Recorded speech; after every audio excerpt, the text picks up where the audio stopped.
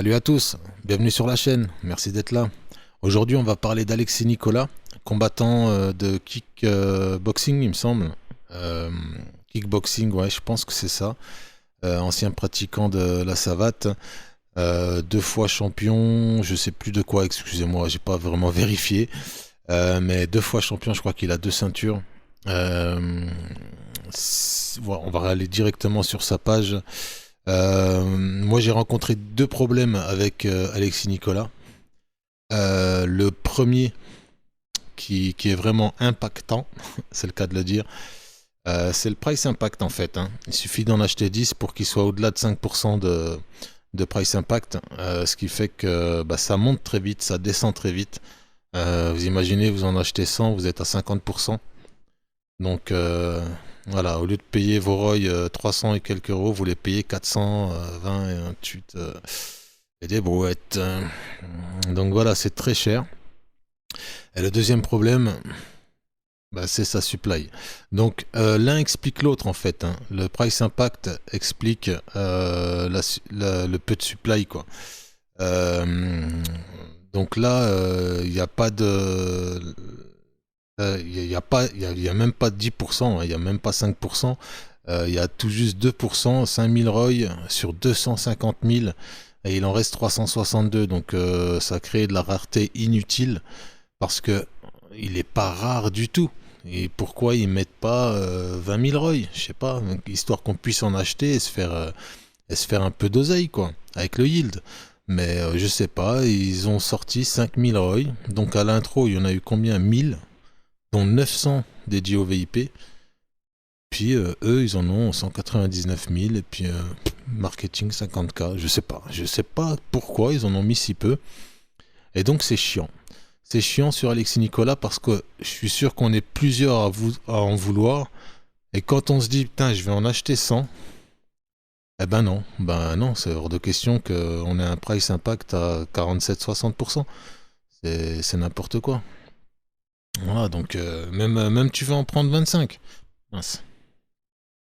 Même tu veux en prendre 25. Tu prends 25, t'as 13% de price impact.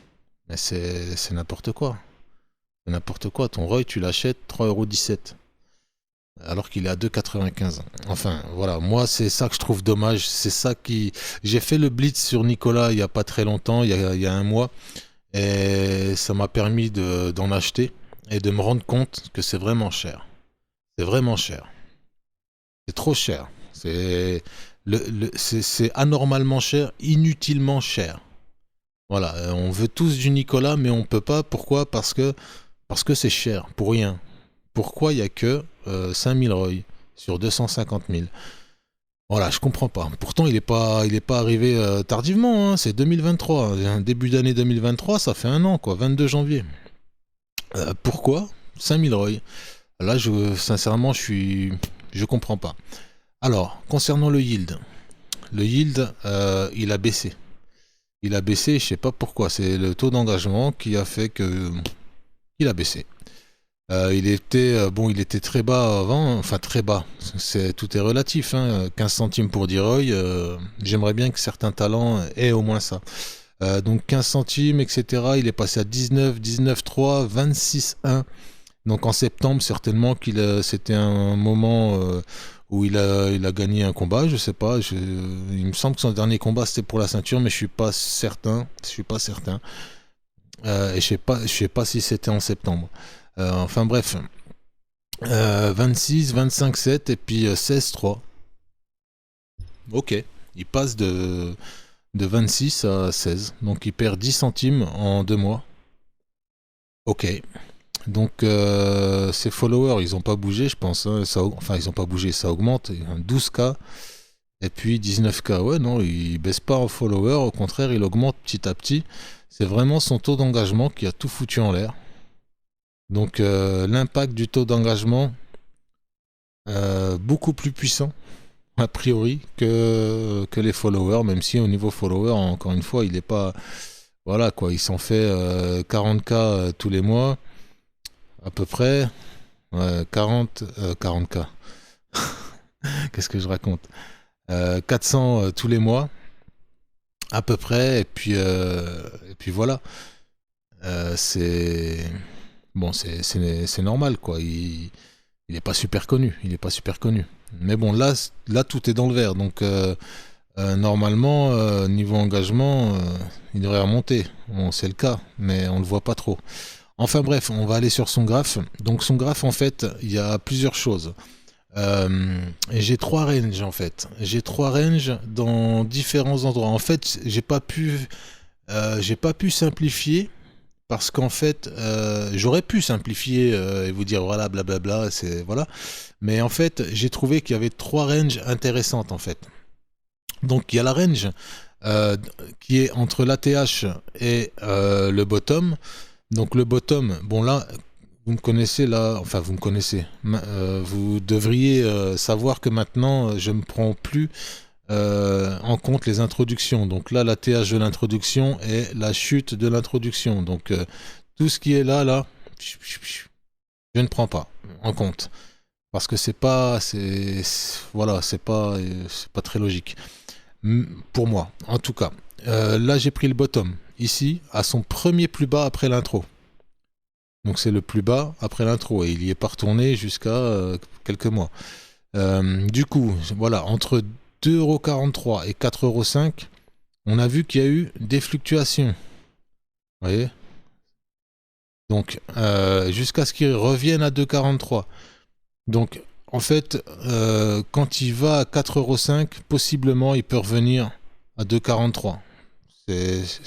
Voilà, c'est une première remarque, même si elle vaut pas, elle vaut ce qu'elle vaut, quoi. Ensuite, quand il arrive à son bottom, il a une range, en fait, il fluctue entre 2,43 et 2,95. Voilà. Bon, là, il était montant, donc il est jamais allé plus bas. Là, comme on peut le voir sur la tendance haussière, il est jamais le plus bas, le nouveau plus bas est plus haut que le précédent. Donc toujours plus haut, toujours plus haut, toujours plus haut, hop, toujours plus haut, toujours plus haut, toujours plus haut. Là, il commence à être de plus en plus bas. Vous voyez, et là, il est carrément allé beaucoup plus bas, mais ça a été racheté dans les 5 minutes. Euh, donc là, est-ce que éventuellement, vu que celui-ci est plus bas que celui-ci et que celui-ci est plus bas que celui-ci, est-ce qu'on ne serait pas dans une nouvelle tendance baissière à venir? Je ne sais pas. Je ne sais pas, mais en tout cas, vu qu'il a été racheté, il est remonté en haut de la ligne de tendance. Donc il est à 2,95, cette ligne-là, là. Et donc il est en haut, il est toujours en haut en fait de la ligne de tendance jaune. Donc celle du dessus là. Donc éventuellement il pourrait faire ça, hein. Il n'y a pas de souci là-dessus. Surtout que je pense qu'il pourrait mieux faire ça là que faire ça. Pourquoi? Parce que il a son combat qui approche là, et vu qu'il va gagner haut la main contre Magomedov, il va faire encore un peu plus de buzz, un peu plus de followers, un meilleur yield, je l'espère, qui va remonter. Bon, ce sera pas pour le mois qui arrive, le yield, si jamais il augmente, ce sera pour le suivant, ou peut-être encore même le suivant du suivant, mais au moins, s'il gagne, il va péter un petit peu, quoi. Il va remonter vers les 3,50, je pense. Mais là, est-ce qu'il serait pas plutôt dans l'objectif de descendre? Donc peut-être qu'il va redescendre, hein. Peut-être qu'il va redescendre. Franchement, ce serait bien. Ce serait bien de payer moins cher ces Roy Nicolas à cause du price impact, quoi. Parce que c'est ça qui bloque plusieurs personnes, je pense. Donc, Alexis Nicolas, en gros, talent très intéressant, très bon fighter, français, qui va se lancer dans le MMA ou qui s'est déjà lancé. Ça se peut, c'est un combat de MMA. Non, je pense que c'est du kickboxing qu'il va faire. Il est chaud pour faire du MMA lui aussi, il n'y a pas de souci là-dessus. Il a les compétences, il a le niveau.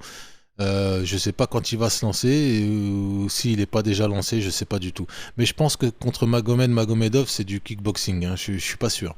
À vérifier. En tout cas, pour résumer, moi je pense que là, la baisse là, et celle-là là, c'est voilà, ça signe une descente possible. ça signe une descente possible. Mais vu que ça a été racheté juste derrière, ça se peut que c'est une descente rapide et puis remontée tout aussi fulgurante. Comme je viens de vous montrer là. Du coup, alors, deux possibilités. Vous allez me dire, oui, c'est normal, soit ça monte, soit ça descend, mais pas que. Soit il remonte un peu comme ça, mais tout en restant dans la logique là, de tout ce qui s'est passé ici, là. Donc, bon, là, ça monte un peu, mais voilà. Dans la logique, là, soit, au contraire, il y a une baisse, comme ça laisse prédire là. Bon, il manque quelques points de concordance, mais ça laisse prédire que possiblement, il va repasser en dessous de la barre de tendance, en dessous de la barre des 2,95, et puis pourquoi pas aller toucher les 2,43 à nouveau. Donc c'est une possibilité. Moi, c'est ce que j'aimerais pour acheter des ROI moins chers de Nicolas. Parce que c'est sûr, à un moment donné, son yield, il va péter. Là, il est rentré dans une nouvelle organisation. Le One, c'est vachement médiatisé. Il y a beaucoup de thunes à l'intérieur. Les primes, elles sont très bien pour les combattants. La visibilité, c'est pas parce que c'est en Asie qu'il y a du favoritisme quand il y a un Thaïlandais ou un autre combattant d'une nationalité asiatique qui rentre dans le combat, quoi. C'est voilà. Il y a Agerty aussi dedans, très fort, hein, un Anglais. Donc il y a pas mal d'Européens, d'Américains, d'Anglais, etc. De l'Est aussi. Il n'y a pas que des Thaïlandais, des Singapouriens, des Indonésiens. Enfin bref. Voilà. Donc j'espère que la vidéo vous a plu. Si vous voyez des erreurs, n'hésitez pas à me le dire en commentaire. Ou si j'ai carrément tout foiré l'analyse, ben, n'hésitez pas à me le dire parce que ça reste quand même une analyse d'amateurs, hein. N'ayons pas peur des mots. Donc voilà. Merci d'avoir regardé la vidéo et je vous dis à la prochaine. À plus.